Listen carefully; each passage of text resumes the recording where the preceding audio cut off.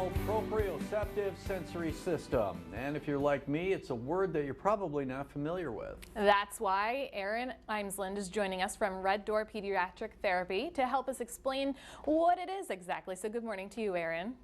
Good morning, guys. Good morning. Right. Please tell us what that all means. Okay, so it might sound complicated, but once I explain it, you will be like, oh, I know a kid like this. Okay. So when we think about our senses, we typically think about our external senses. We think about our sight, our smell, our taste, our hearing, and our touch. And we also then have our internal sensory systems, and one of those is the proprioceptive system. So this system tells us about how our body is moving. So if we relate it back to taste, one of our more well-known sensory systems, our taste receptors are located on our tongue and they help us understand our food. Our proprioceptive receptors are located on our muscles and joints and they help us understand how our body is moving, in what direction our body is moving, and with what force our body is moving. So really, simply put, the proprioceptive system helps us understand how our body is moving. Okay. Is it, so in other words, it's almost like, and Heidi and I were talking about this before the segment started, Erin, it's one of those involuntary things that you don't think about. If you go to the end of the block and you want to go to the east and that means taking a left, you just automatically do it without having to stop and think it through. Totally. And for adults who have well developed and have trained their proprioceptive systems well, we understand how to move our body. It's not something that we have to think about or really train.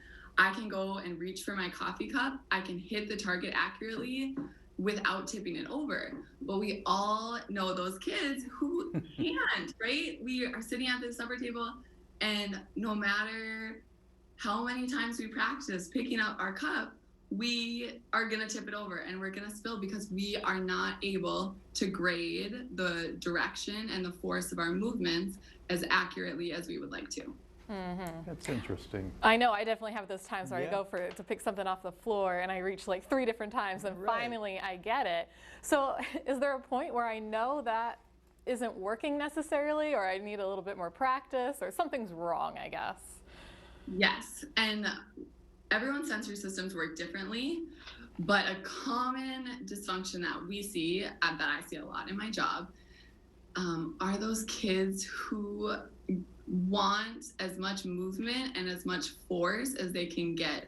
These are the kids who are climbing on the counters. They're jumping off the couch. They're breaking every crayon they use. They are roughhousing with their siblings. Like, they are just going to get as much movement and as much pressure as they possibly can. We also have on the other end of the spectrum, those kids who can't grade the force enough and they're not applying enough pressure. So if we think about like brushing our teeth or rinsing shampoo out of our hair, if we're not pushing hard enough, we're not doing a good job. We're not brushing our teeth well. We're not getting all the shampoo out of our hair. So those are 2 examples on both ends of the spectrum where you can see how difficulty with the proprioceptive system can impact your daily life. Okay, Erin, as a professional at Red Door Pediatric Therapy, you said you see these kind of situations come through where you work. What are some areas that you can do to help these kids, whether they're the aggressive ones or the non-aggressive ones, that they can meet in the middle in the sense of getting these things right? Yes. So especially with older kids, it's nice to teach them about their proprioceptive system like I'm doing right now, to help them know, how does my sensory system work? How much proprioceptive input do I need in a day to feel good? I'll use a cup analogy a lot with kids. Like, you need your proprioceptive cup full in order to feel good. And if you don't fill your cup, you're going to go try to fill it in safe and inappropriate ways, is typically what kids go to, which is the jumping off the couch, the climbing on the furniture, the climbing on the counters. So what we would do then at Red Door is teach kids how to fill their cup in ways that are safe and appropriate. We can't jump off our desk at school, but at school we can put our hands on the side of our chair and do a chair push-up, and that can get us that same type of input that we're wanting but it's safe and appropriate, and it can fill our cup and make our body feel good.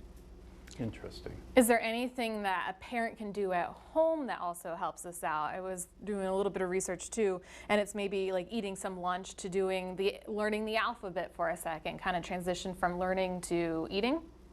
Totally, totally. So when we think about kids, a lot of the times, especially if we think about school, like these learning environments, sometimes we're sitting for a long time. We're not moving our muscles and joints. We're not getting proprioceptive input, and our body is not feeling good. So if you're teaching your kids at home, or you're trying to get them to do a task like a chore or whatever, they might need some movement breaks. And like you said, snacks, like crunchy snacks, that movement of the jaw, that's a good way to get proprioceptive input. Animal walks is a good way. Going out for a walk with the family, wall pushes, putting both hands on the wall and telling your kid, okay, push as hard as you can, try to push that wall over. Those are all activities that are more controlled, that get them that sensory input without revving their engine up so much. You know, Erin, they say you're supposed to learn something every day. I just learned something in the 9 o'clock hour. This is totally new to me, and it's very, very interesting. Appreciate it. Tell us where we can get a hold of Red Door Pediatric Therapy. We are located in Bismarck, Minot, Grand Forks, and now Beulah as well. We have one central line that you can call if you have questions, 701-222-3175. All right, thank you so much, Erin. We really appreciate it. Thank you, guys. Thank you. Have a good weekend. Yes. All right, stay with us. North Dakota Today will continue right after this.